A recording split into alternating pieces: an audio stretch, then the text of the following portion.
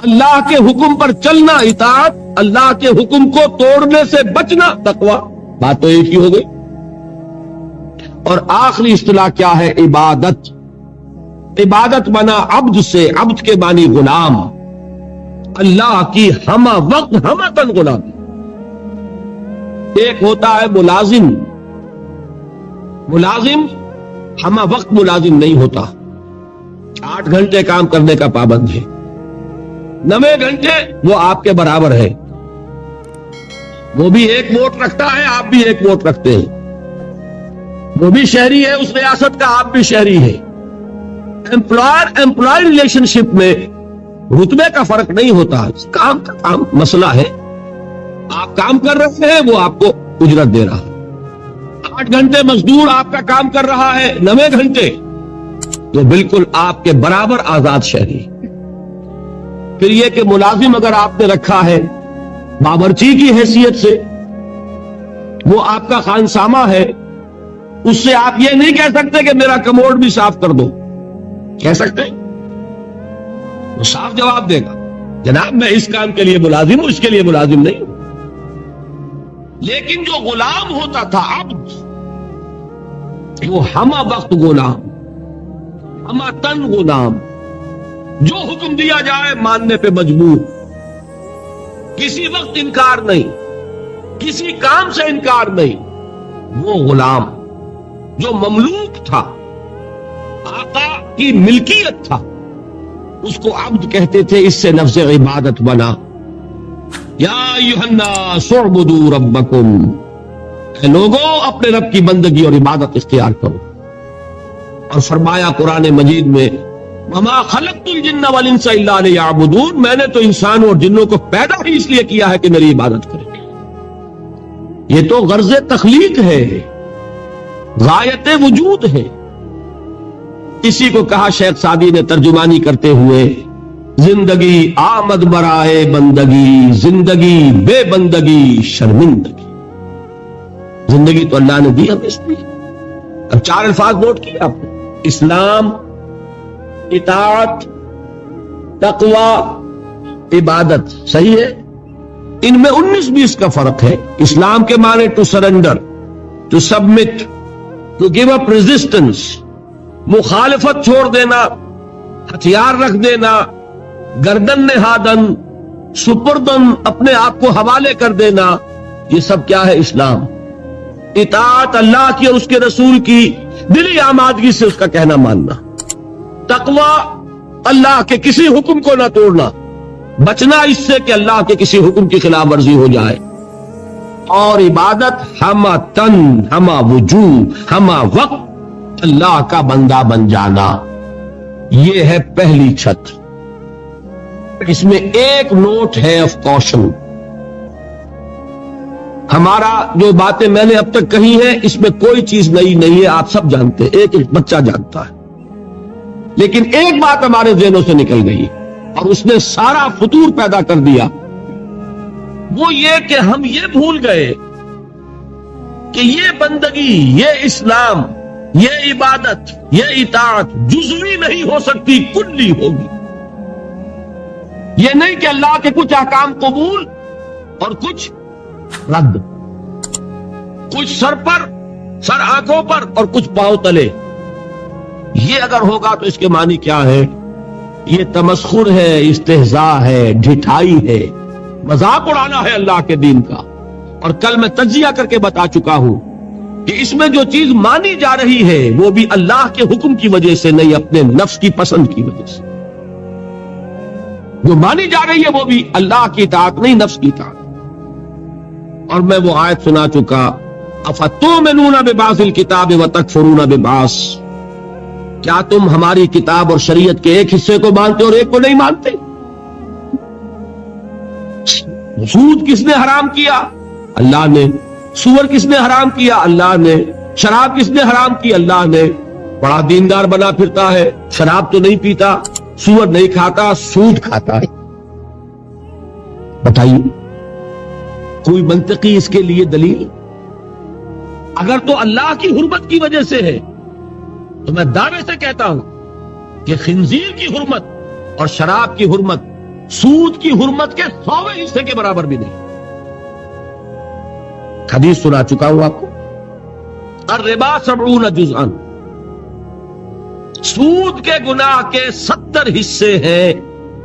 ایسروہا، اس میں سب سے ہلکا حصہ اس کے مساوی ہے ان ينكح الرجل امہ، کہ کوئی شخص اپنی ماں سے زنا کرے. اب آپ کیلکولیشن لگا لیجیے، کیا سور کے کھانے پر اللہ کی طرف سے اعلان جنگ آیا ہے؟ کیا شراب کے پینے پر اللہ کی طرف سے اعلان جنگ آیا ہے؟ شراب کے بارے میں تو تسلیم کیا گیا اس میں کچھ خیر بھی ہے، نفع بھی ہے، لیکن اس کو ہم نے حرام اس لیے کیا ہے کہ اس کے مضرت کا پہلو، گناہ کا پہلو اس کے منفعت کے پہلو سے زیادہ ہے. یسألونک عن الخمر والمیسر قل فیہما اسم کبیر ومنافع للناس واسمہما اکبر من نفعہما، یہ فرمایا نا. لیکن حرام اور سود پر کہا کہ اگر باز نہیں آتے فاذنوا بحرب من اللہ ورسولہ، تو کان کھول کر سن لو اللہ اور اس کے رسول کی طرف سے اعلان جنگ. یہ بات اچھی طرح سمجھنے کی. یہ بندگی پارشل نہیں ہو سکتی، کمپلیٹ ہوگی. اسلام میں آنا ہے تو پورے کے پورے میں آنا ہوگا، ادھورے میں نہیں آئے گا. ادھورے میں آتے ہو تو جاؤ، دفع ہو جاؤ، ہمارے ہاں قبول نہیں. ہاں کسی وقت غلطی ہو جائے، کل بیان کر چکا ہوں، خطا ہو جائے، تو ایل از ہیومن. حضور نے فرمایا کل بنی آدم خطاؤون وخیر الخطائین التوابون، تمام انسان خطا کار ہیں، خطا کاروں میں بہترین وہ ہے جو توبہ کرے. لیکن توبہ کی بھی قرآن مجید میں شرح کر دی. ایک توبہ وہ ہوتی ہے ساری عمر حرام خوری کرتے رہو اور موت کے وقت آگے ہاتھ جوڑ دو، وہ توبہ قبول نہیں ہوگی. ایک توبہ وہ ہے کہ خطا ہو گئی فوراً رجوع کیا، اے اللہ مجھ سے غلطی ہوئی، پروردگار معاف فرما، کرتا ہوں کہ آئندہ نہیں کروں گا. اس کو اللہ نے فرمایا اس توبہ کا قبول کرنا ہم پر واجب ہے. انما التوبۃ علی اللہ للذین یعملون السوء بجہالۃ ثم یتوبون من قریب. بہرحال پہلے درجے میں یہ جان لیجئے صرف اللہ کا بندہ بن جانا، ہمتن بن جانا آسان نہیں ہے. یہی وجہ ہے علامہ اقبال نے خوبصورت اشعار کہے ہیں، چمی گویم مسلمانم بے لرزم کہ دانم مشکلات لا الہ را. میں جب یہ کہتا ہوں کہ میں مسلمان ہوں تو مجھ پر کپ کپی طاری ہوتی ہے کہ مجھے معلوم ہے کہ لا الہ الا اللہ کہہ دینا بہت آسان ہے، اس پر پورا اترنا بہت مشکل. یہ شہادت گاہ الفت میں قدم رکھنا ہے اور لوگ آسان سمجھتے ہیں مسلمان ہونا. یہ اشعار تو یاد ہوں گے. دیکھیے یہ پہلی منزل بنی ابھی، اور پہلی منزل ہی اتنی کٹھن ہے. البتہ اس کی کٹھنائی کو اللہ نے آسان کیا.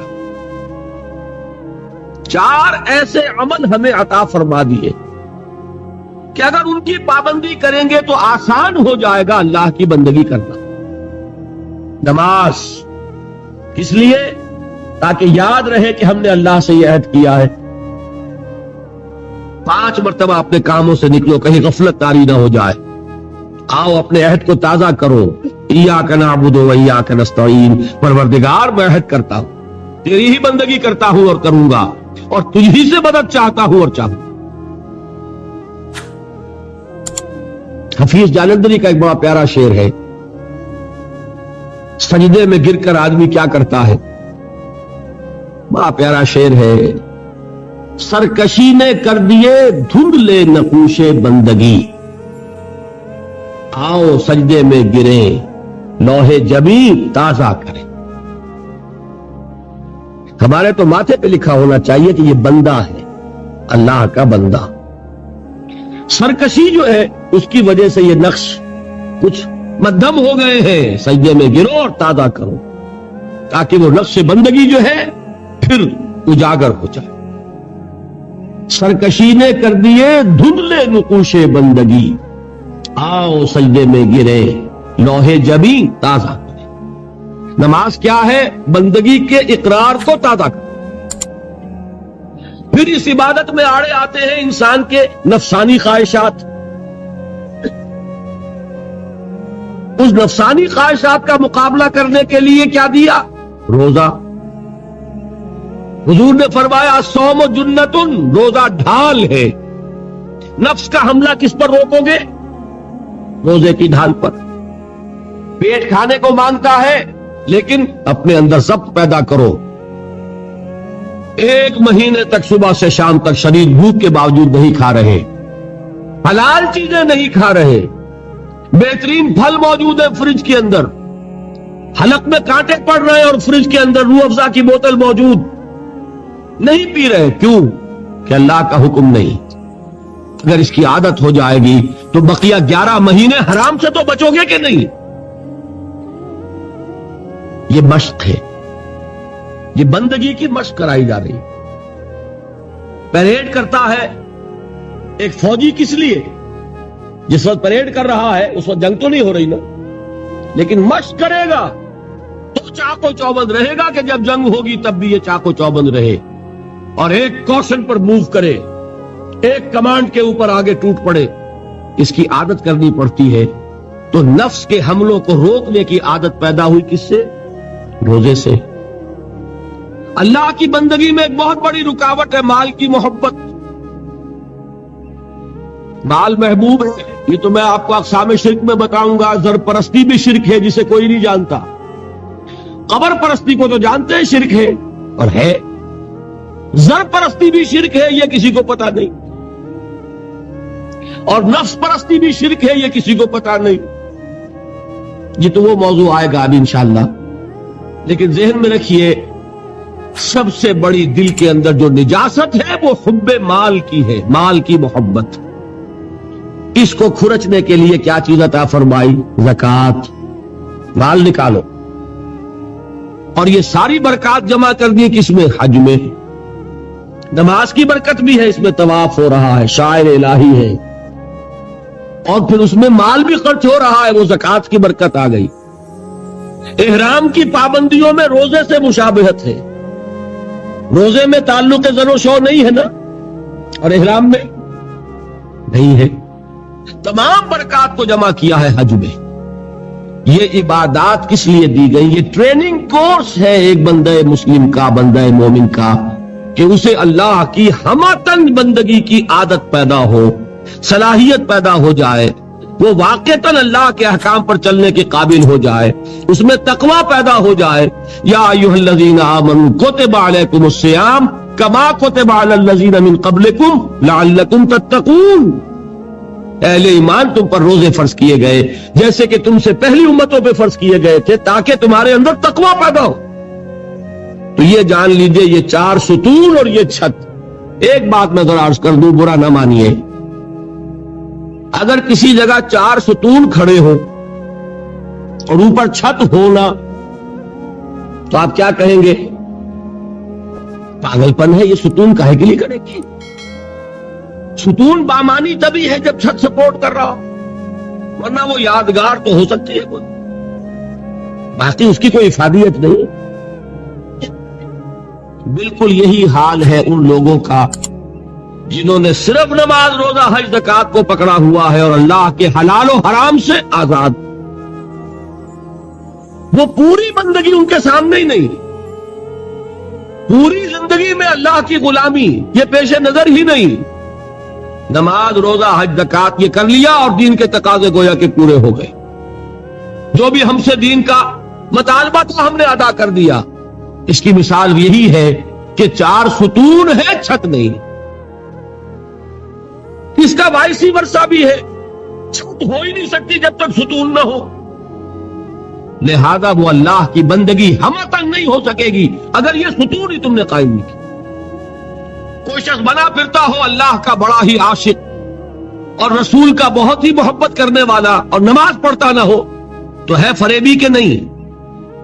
دھوکے باز ہے کہ نہیں؟ یہ چھت کا دعویٰ کر رہا ہے بغیر ستون کے، اور وہ ستون لیے بیٹھا ہے بغیر چھت کے۔ دونوں شکلیں یکساں غلط۔ یہ تو در حقیقت عمارت کا تصور ہی تب بنے گا ستون ہو، نماز ہو، روزہ ہو، جسے اس حدیث میں حضور نے فرمایا عمود ہے، یہ فلا ادلک یا معاذ براس هذا الامر وعمودہ وذروۃ السنام منہ، یہ عمود ہے، یہ ستون ہے، یہ ارکان ہے، رکن کہتے ہی ستون کو ہے۔ ان ستونوں پر پہلی چھت آئی، وہ پہلی چھت کاہے کی ہے؟ اسلام کی، عبادت کی، تقوی کی، اطاعت کی، جو ہمتن ہوگی، جو ہمہ وقت ہوگی، ہمہ وجوہ ہوگی۔ یہاں تک تو بات کل بھی کچھ آ گئی تھی، اب اگلے پر آئیے۔ دوسری چھت کون سی ہے؟ وہ ہے دعوت، تبلیغ، امر بالمعروف نہی عن المنکر، تواصی بالحق، شہادت حق۔ اس کے لیے بے شمار اصطلاحات ہیں۔ قرآن مجید چونکہ آپ کو میں پہلے دن بتا چکا ہوں، عربی فصاحت، بلاغت، ادبیت کی معراج ہے، اور ادبیت کا ایک تقاضا یہ بھی ہوتا ہے کہ الفاظ بدل بدل کر لائے جائیں، ورنہ مونوٹنی پیدا ہو جاتی ہے، جی اگتاتا ہے۔ میر کا ایک مصرع ہے کہ ایک پھول کا مضمون ہو تو 100 رنگ سے باندھوں، دعویٰ کر رہے ہیں ایک پھول کا مضمون ہو تو 100 رنگ سے باندھوں، یہ اپنی فصاحت اور بلاغت اور طلاقت لسانی کا اظہار کر رہے ہیں۔ قرآن مجید کے اندر بھی آپ کو یہ حسن ملے گا بتمام و کمال، ایک ہی بات کے لیے کئی اصطلاحات۔ اچھا یہ کہ 19-20 کا فرق ضرور ہوگا ان میں، یہ نہیں کہ بالکل ایک ہو، لیکن بہت قریب قریب۔ میں نے بتایا اسلام، اطاعت، تقوی، عبادت تقریباً ایک مفہوم ہے، لیکن تھوڑا تھوڑا فرق ہے۔ اسی طریقے سے دوسری چھت جو ہے عمل صالح کی دوسری منزل، اس کے لیے الفاظ کیا ہے؟ دعوت، تبلیغ، نصیحت، وعظ، تلقین، تعلیم، انذار، تبشیر، تذکیر، امر بالمعروف نہی عن المنکر، اور سب سے جامع اصطلاح شہادت علی الناس۔ بات سمجھ میں آئی؟ تعلیم میں کیا ہوتا ہے؟ کوئی بات آپ کسی کو سکھا رہے ہیں، ہمارے تبلیغی بھائی ہوتے ہیں، بھائی تعلیم ہو رہی ہے، تعلیم کائے کے لیے ہوتی ہے؟ وہ بھی تبلیغ کی ایک شکل ہے نا، کوئی کتاب لے کر بیٹھ کر پڑھ رہے ہیں، درس کائے کے لیے ہے، یہ بھی تبلیغ ہے۔ تقریر جو میں کر رہا ہوں یہ کیا ہے؟ یہ تبلیغ ہے۔ اور وصیت، نصیحت، وعظ، یہ کیا ہے؟ یہ بھی کسی کو کوئی بات سمجھانی ہے، آمادہ کرنا ہے۔ امر بالمعروف، نیکی کا حکم دینا، نہی عن المنکر، اور بدی سے روکنا، یہ کیا ہے؟ یہ بھی دعوت و تبلیغ ہے۔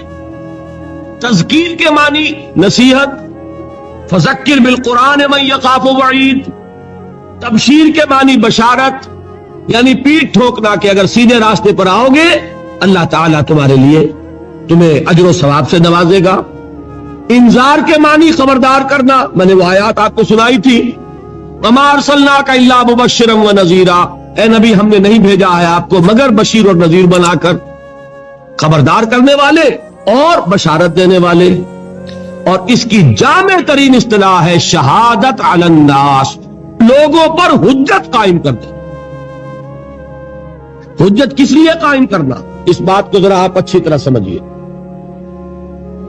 یہ در حقیقت فریضہ ہے رسالت کا۔ اللہ تعالیٰ رسول کیوں بھیجتا رہا؟ میں نے کل بھی الفاظ کہے تھے، یہاں نہیں دبئی میں، اس وقت پھر دوہرا رہا ہوں، معاذ اللہ بات سمجھانے کے لیے، یہ کوئی اللہ کا مشغلہ تھا؟ کیا ہابی تھی؟ ایک بہت اہم مسئلہ ہے، رسول کیوں بھیجے جاتے تھے، پھر یہ سلسلہ کیوں ختم ہو گیا؟ اور اگر رسالت کسی مقصد کے لیے تھی تو آیا وہ مقصد ختم ہو گیا؟ اور اگر وہ مقصد ختم نہیں ہوا تو رسالت ختم ہو گئی، اب وہ مقصد کیسے پورا ہوگا؟ 4 سوال ہو گئے، چاروں کا جواب ہوگا تو بات کھلے گی۔ رسول کس لیے بھیجے جاتے تھے؟ دعوت، انذار، تبشیر، کس لیے؟ دیکھیے سورہ نساء کی آیت ہے، اللہ تعالیٰ توفیق دے آپ کو، 6واں پارہ شروع ہوتا ہے، وہاں یہ مقام ملے گا۔ بہت سے رسولوں کا اللہ نے وہاں نام لیا ہے، بعض مقامات قرآن مجید کے ہیں جہاں انبیاء اور رسولوں کے ناموں کے گلدستے ہیں۔ 16 नाम, 17 नाम, 20 नाम मिल जाएंगे आपको, 28 नाम।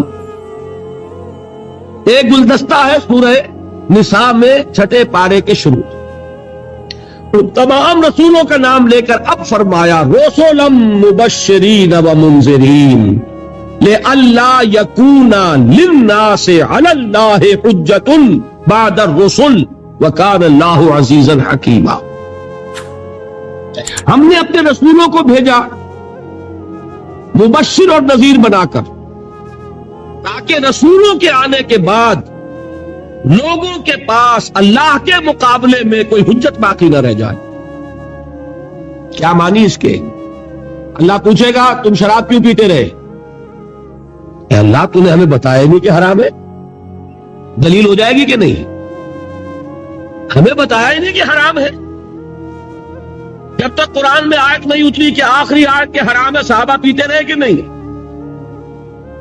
फर्ज कीजिए कि जब आयत उतरती, फर्ज कीजिए कि हुजूर किसी मसलहत की वजह से कि ये मुश्किल काम है, ये हुक्म नहीं मान सकेंगे मेरे साथी, और मैंने अगर ये हुक्म दिया तो भीड़ छड़ जाएगी, देखना